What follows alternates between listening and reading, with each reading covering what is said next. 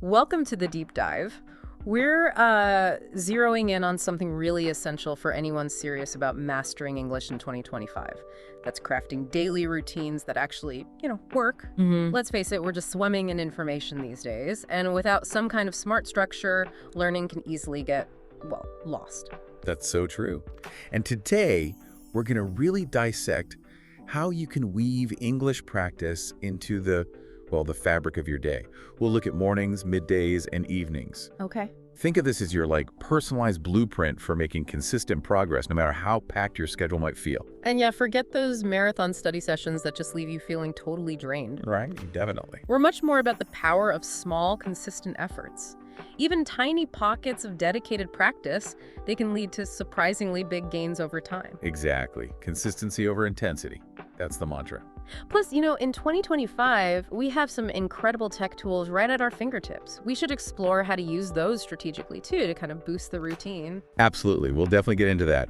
Our mission today, basically, is to give you a clear, actionable plan. Something to make English learning a natural, sustainable part of your daily life. Okay, perfect. Let's unpack this then. Starting with the magic of mornings. It really feels like setting the right tone early can have this ripple effect through the whole day. Totally agree.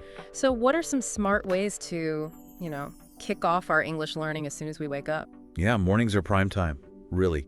Consider this. While you're getting ready, maybe making coffee or whatever you do, just tune into a short English podcast or an audio lesson. It's almost effortless immersion.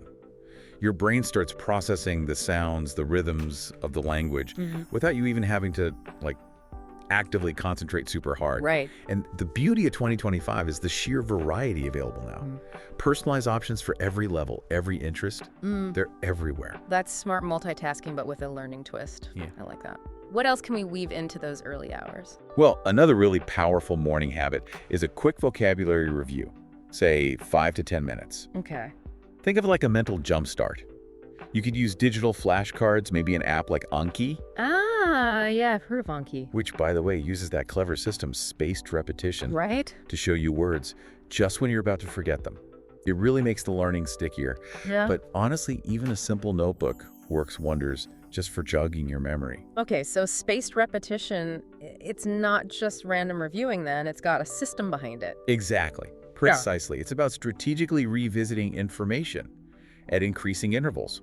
It taps into how our brains naturally consolidate memories. You review soon after learning, then a bit later, then again after a longer gap. That seems to be the sweet spot for getting things into long-term memory. That makes so much more sense than just drilling words endlessly. Okay, what about getting our writing muscles warmed up in the morning? Is that feasible? Oh, definitely. Journaling in English is fantastic for that. Just jotting down a few sentences, your plans for the day, how you're feeling, maybe some goals. It can significantly improve your writing fluency and, importantly, your ability to actually think in English. Yeah, that thinking in English part is crucial. Plus, it's a really natural way to start actively using that new vocabulary you've been trying to learn. That feels very practical, very personal. Any other quick morning wins we should aim for? You can try this. Write down a short, positive affirmation in English. An affirmation. Yeah, something simple like, my English is improving every day, or I'm becoming more fluent. It might seem a bit fluffy. Yeah. But consistently reinforcing that positive self-belief can genuinely build your confidence over time. Okay, I can see that. Confidence is huge. Also, maybe watch a short English video, like a motivational clip, a quick news update, something around 5 minutes max. It just exposes you to natural accents, natural intonation, in a really digestible format. Short bursts of positive input. Yeah, I can see how that would be effective without feeling like, oh gosh, another chore. Exactly. But it's tempting, isn't it, to try and cram everything in first thing? What's your take on not overdoing it? Oh, that's absolutely crucial. Please start small, incredibly small even. Pick just one, maybe two of these activities that genuinely fit into your existing morning routine without causing stress. Right. It's always, always better to have a focused, consistent 5 minutes than a rushed, overwhelming 30. Think quality, not quantity. Okay, good advice. So, our morning playbook, listening practice, maybe podcasts, focus vocab review, possibly using spaced repetition, some English journaling, positive affirmations, short videos, golden rule, don't overload, start manageable. Perfect summary. All right, now let's shift gears into the midday. How can we keep that English learning momentum going when things often get well, pretty hectic. Yeah, midday is all about seizing those little windows of opportunity. Those moments that often just pop up. Language learning apps, Duolingo, Memrise, Babbel, the usual suspects, they're perfect for this. Right, the bite-sized lessons. Exactly. Even dedicating just 10 to 15 minutes during a lunch break or, say, on your commute can be surprisingly effective. They're designed for those short, engaging bursts of learning. Those apps have definitely got that down. What about squeezing in some listening practice during the midday chaos? Definitely possible. If you have any downtime during lunch or if you commute, just throw on an English podcast or an audiobook. This kind of passive listening is great. It familiarizes your ear with the natural flow, the rhythm of the language, even if you're not actively hanging on every single word. Passive learning, I like that. Soaking it in without the pressure. Okay, now what about actually practicing speaking when we might not have someone handy to talk to? That feels tricky. Yeah, that's a common one. But here's a trick many learners overlook. Just talk to yourself in English. Really? Out loud? Seriously. Describe what you're doing, narrate your thoughts, plan out your afternoon tasks, whatever. Just do it out loud in English. It's a fantastic, really low-stakes way to practice forming sentences and just getting comfortable with the act of speaking. Okay. And building on that, if you find a private moment, try recording yourself speaking for maybe a minute or two. Then listen back. Ooh, cringe factor, maybe. Maybe a little. Yeah. But it can be a real eye-opener for identifying pronunciation quirks or, places where you hesitate. Self-assessment. That takes some courage, I bet. But yeah, I can see how valuable that self-assessment could be. What about refining pronunciation during the day? For pronunciation and fluency, try shadowing. Shadowing. Yeah. Find a short English audio or video clip, a news snippet, part of an interview, listen to a sentence or two, pause it, and then try to repeat it as closely as you can. Really focus on mimicking the speaker's intonation, their rhythm. Ah, like mimicking. Exactly. You can do this almost anywhere if you've got headphones. That sounds like a great way to really internalize the music of the language almost. And for the bookworms among us, how can we fit reading into the midday mix? Yeah. If you enjoy reading, make it a habit. Carry an English book, print out an article, save interesting blog posts on your phone. Even just dedicating 10 minutes during a coffee break to reading can significantly expand your vocabulary and expose you to different sentence structures, in context. Makes sense. And of course, we can't forget the tech we have now in 2025. How can we leverage that during our midday breaks? Oh, midday is an ideal time for interacting with those AI chatbots we mentioned. Many have become incredibly advanced. They can hold surprisingly natural conversations, correct your grammar right there, even suggest more natural ways to phrase things. Like a pocket tutor. Basically, think of them as your always available conversation partner. And similarly, lots of platforms offer quick interactive quizzes. Great for immediate feedback, reinforcing what you've learned. So midday is really about being kind of opportunistic, using those smaller chunks of time strategically. Exactly that. It's about finding those little moments scattered through your day to engage with English, even if it's just for a few minutes here and there, and combining learning with things you're already doing, like listening while you eat. That makes it so much more sustainable in the long run. Okay, great. We've tackled mornings, we've tackled middays. Now let's think about winding down the day with some effective evening routines. How can we wrap up our English practice in a way that helps solidify the learning? Yeah, evenings are fantastic for reflection and for reinforcing everything that's happened during the day, learning-wise. One really effective habit, just spend 5 or 10 minutes reviewing any new vocabulary, phrases, or maybe grammar points you encountered. Just a quick look back. Exactly. Flick through your notes, revisit those flashcards. Or, here's an alternative, try recording a short voice note summarizing your day in English instead of writing it down. Oh, interesting. Speaking instead of writing. Yeah. That active recall, whether written or spoken, is just crucial for transferring information into your long-term memory. Makes perfect sense consolidating the day's gains. What about continuing with writing in the evening? Is that still a good idea? Absolutely. Evening journaling can be a really relaxing way to wind down. The key here maybe is to consciously try to incorporate those new words and expressions you picked up during the day. Use them as you write about your day, your feelings, whatever's on your mind.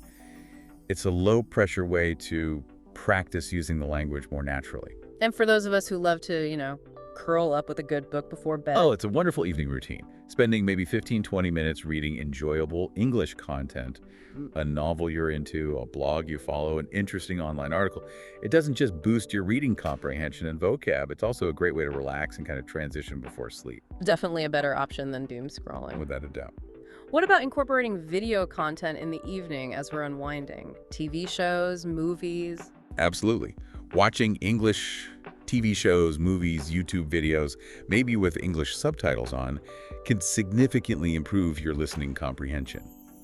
The real trick is to choose content that you genuinely find engaging so it doesn't feel like homework, Yeah, enjoyment is key. And if you find yourself getting tired, definitely switch on those subtitles. They can really help you catch nuances you might otherwise miss. That sounds like a much more enjoyable way to learn than, like, hitting the grammar books right before bed. Right. Avoid that if you can. Any other sort of gentle evening habits we could consider? Well, you could spend just a few minutes planning your English learning goals for the next day. Ah, planning ahead. Yeah, maybe you decide you want to focus on a specific grammar point, or learn 5 new phrasal verbs, or listen to that podcast episode during your morning commute. Having a small plan can help you stay focused and motivated. And also, don't underestimate using relaxation techniques in English. There are loads of guided meditation or breathing exercise audios and apps available in English. They can help you unwind while giving you valuable listening practice. That's a nice 2-for-1. So the theme for evening routines seems to be reflection, light practice, and setting ourselves up for success tomorrow. Definitely not intense study sessions right before sleep. Precisely. The aim is to reinforce what you've learned in a relaxed, enjoyable way, and just prime your mind for more learning the next day. Okay, now let's zoom out a bit and talk about the incredible power of technology in learning English in 2025. It really feels like a game changer. Oh, absolutely. What are some of the key technologies learners should really be leveraging? The tech landscape for language learning now is, well, it's truly remarkable. Leading the charge, you've got those AI-powered language learning apps, Duolingo, Babbel, and there's a constant stream of innovative new ones. These apps offer increasingly personalized learning paths. They adapt to your specific level, your learning speed. Right, the personalization. Yeah. And many now feature really sophisticated speech recognition that gives you instant feedback on your pronunciation. That helps you fine-tune your speaking skills right there and then. That immediate feedback must be so valuable for pronunciation. What other AI advancements are making a big impact? Well, the loops in AI chatbots are honestly transformative. You can now have surprisingly natural, fluid conversations with these bots. Really, like proper conversations. Yeah, getting there. They can correct your grammar in real time, suggest more natural or idiomatic phrasing, answer your language questions instantly. It's like having this patient, always available language tutor just sitting in your pocket. Wow. A lot of this is down to breakthroughs in natural language processing, letting the AI understand and respond in increasingly human-like ways. That's incredible. It moves way beyond just rote exercises, doesn't it? What about more immersive stuff, like VR? Yeah, virtual reality, VR, is becoming a really exciting frontier for language learning. We're seeing VR apps that create these immersive, simulated English-speaking environments. Think like a virtual coffee shop where you practice ordering, or travel scenarios where you work on conversational phrases. Whoa. It provides a much more engaging, much more realistic practice environment. Kind of taps into this idea of embodied learning, where being physically present, even in simulation, can deepen the learning. That sounds like a fantastic way to build confidence for real-world speaking situations, but without the actual pressure. Exactly. What about the tech that's maybe more readily accessible, like streaming platforms we already use for fun? Oh yeah, streaming platforms are incredibly versatile learning tools. Watching English shows and movies with English subtitles, it's fun and surprisingly effective for boosting listening comprehension and expanding your vocab in context. The context is key, I guess. Definitely. Plus, the visual cues help understanding. And get this, there are even browser extensions designed specifically for language learning that you can integrate with platforms like Netflix or YouTube. Really? What do they do? They let you easily pause, get definitions of unfamiliar words instantly, sometimes even save them for later review. It turns passive watching into active learning. So our downtime can actually be pretty productive learning time. That's cool. What about more structured learning options online? courses and things. Yeah, platforms like Coursera, Udemy, and of course YouTube offer just a vast range of structured English courses and tutorials. Many are designed and taught by native speakers, covering everything from basic grammar to really specialized stuff like business English or academic writing. They give you that more in-depth curriculum-based approach if that's what you need. Okay. And for learning on the go, what does 2025 offer beyond the sort of basic apps? Well, podcasts remain a cornerstone of mobile learning for sure. And in 2025, the landscape is just even richer, more diverse. You'll find specialized English learning podcasts catering to literally every skill level and interest imaginable. Whether you want natural conversation, news analysis, storytelling, there's probably a podcast tailored just for you. Podcasts are definitely a staple for me, too. What about even simpler, everyday tech? Stuff we might already have in our homes. Yeah, don't overlook the potential of smart devices, like Alexa or Google Assistant. How so? You can use them to practice speaking. Ask them questions in English. You can set yourself daily vocabulary reminders. You can even play interactive English language quizzes with them. Ah, that's clever. It's just a convenient way to weave learning into your daily interactions with the tech you already use. Making learning almost effortless. I like it. What about social media? Does that have a role? Surprisingly, yes, social media can be a really powerful tool for immersing yourself in casual, everyday English. Follow English-speaking content creators on Instagram, TikTok, Twitter, whatever platforms you use. It exposes you to authentic language, slang, current cultural references, all in a pretty fun, engaging way. Right, the real-world stuff. And you can also join online communities, connect with other learners, connect with native speakers, creates opportunities for informal practice and support. It's like building your own personalized English-speaking ecosystem online. Exactly. Okay, finally, for those moments when we hit a wall, we encounter something we just can't quite grasp, what tech can come to the rescue then? Yeah, those moments happen. AI-powered translation apps have become incredibly accurate, incredibly useful for quickly understanding difficult texts, idioms, expressions. They often provide context-based explanations now, helping you grasp the nuances of meaning. But there's a catch, right? There's always a catch. It's crucial to remember these are tools to aid understanding. They're not replacements for your own active learning and effort. If you rely on them too heavily, it can actually hinder your progress in the long run. Good point. Use them wisely. So technology in 2025 really offers this incredible array of opportunities for English learners. The key, it really seems, is to be strategic about how we use it. Exactly right. The best approach: experiment.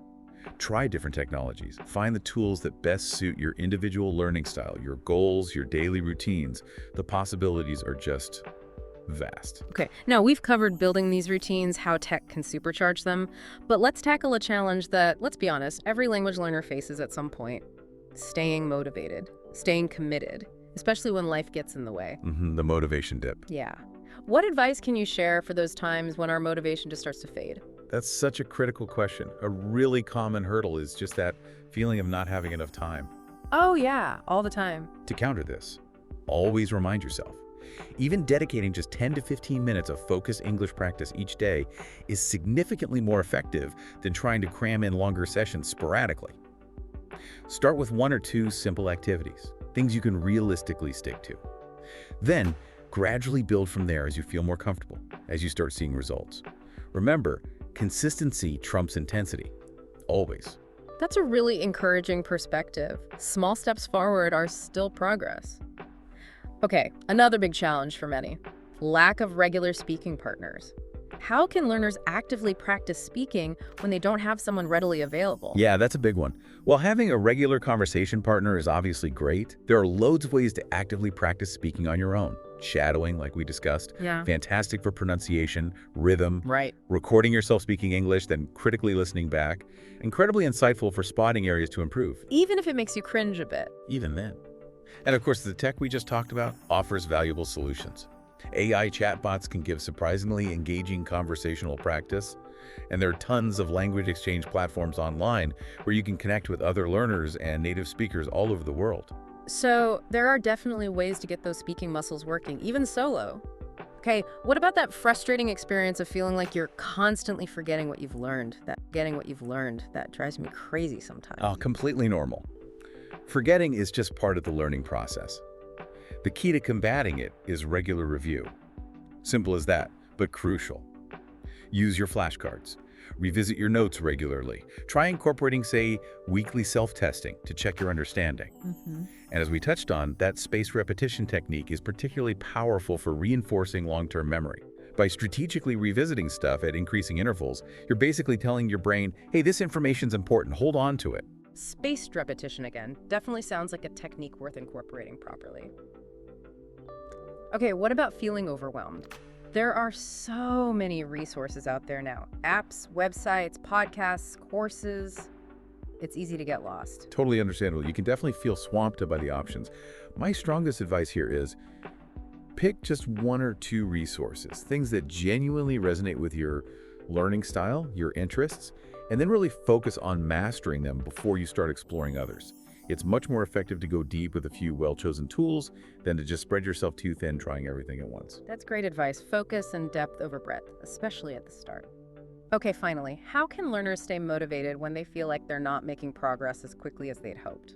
That can be really disheartening. Yeah, it really can be.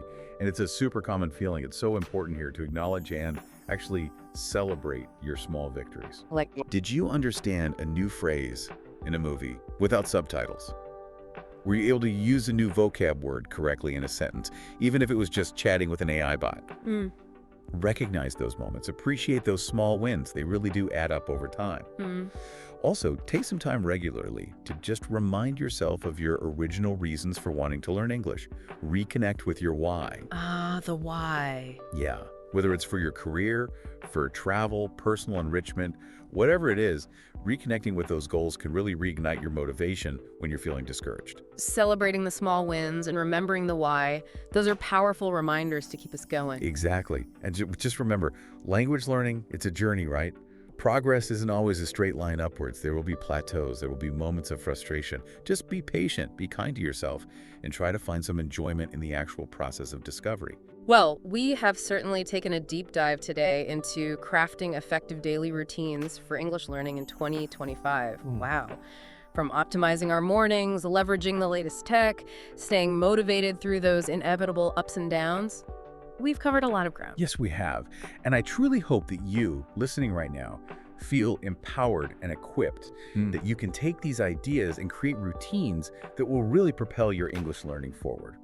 The most crucial takeaway, I think, is that consistent engagement, even in small doses, is just far more valuable than striving for perfection or those occasional bursts of intense study. Yeah, absolutely.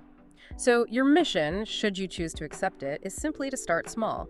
Pick just one or two suggestions we talked about today, whichever ones really resonated with you, and just commit to trying them out in your daily life. You really don't need to overhaul your entire schedule overnight. Please don't. Remember, steady progress, no matter how tiny it seems, is always, always a step in the right direction. And as you begin to integrate these habits, maybe take a moment each day or each week, just reflect on your progress. Celebrate those small milestones, understanding that idiom, finishing that article, having that short, successful exchange. Every single effort counts. Absolutely. So as we wrap up this deep dive, here's a final thought for you to chew on. Consider how incorporating just one of these routine elements, just one, could realistically shift your English learning journey over the next month. What's one small, achievable change that you feel you could commit to implementing? Maybe even starting